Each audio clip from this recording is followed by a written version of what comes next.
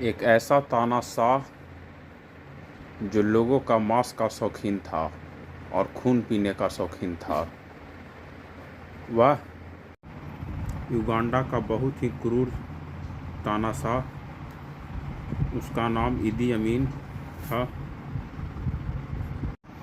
वह भारतीय लोगों का कट्टर विरोधी था।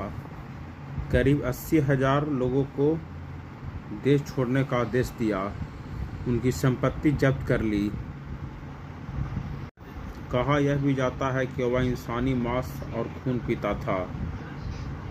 1979 में जब तंजानिया की सेना ने युगांडा पर हमला किया तो वह सत्ता से भाग गया और सऊदी अरब में शरण ली। वहीं उसकी मौत हुई। शुरुआत के दिनों में वह इंग्लैंड में रसोइये का काम करता था। 1970 के दशक के उत्तरार्ध में जैसे जैसे अमीन का शासन आगे बढ़ा, कुछ जातीय समूहों और राजनीतिक असंतुष्टों के उत्पीड़न के खिलाफ अशांति बढ़ी। युगांडा जैसे देश का बहुत ही स्थिति खराब हो गया, जिसके कारण इजराइल का ऑपरेशन एंटेब हुआ। इसके बाद उन्होंने 1978 में तंजानिया के कागरा क्षेत्र पर कब्जा करने का प्रयास किया।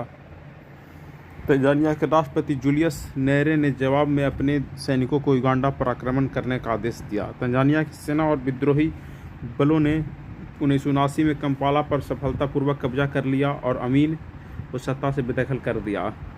शुरुआत के दिनों में अमीन इंग्लैंड में रहकर रसोइये का काम संभालता था।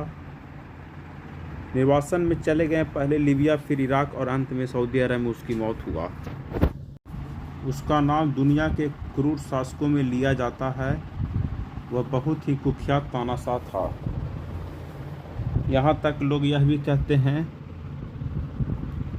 कि वह भारतीय लोगों का कट्टर विरोधी था। इजरायली सरकारी एजेंटों की सहायता से सैन्य तख्तापलट में सत्ता हथियाली सन 1971 को, जबकि ओबोट वर्ष सिंगापुर में राष्ट्रमंडल शिखर बैठक में भाग ले रहे थे। अमीन के वफादार सैनिकों ने एंटेब अंतर्राष्ट्रीय हवाई अड्डे को सील कर दिया। उसका जन्म 25 जनवरी 1971 को युगांडा में हुआ। अमीन के शासन में राजनीतिक दमन और हत्याओं के साथ साथ भाई भतीजावाद, भ्रष्टाचार और घोर आर्थिक कुप्रबंधन सहित बड़े पैमाने पर मानवाधिकारों का हनन हुआ।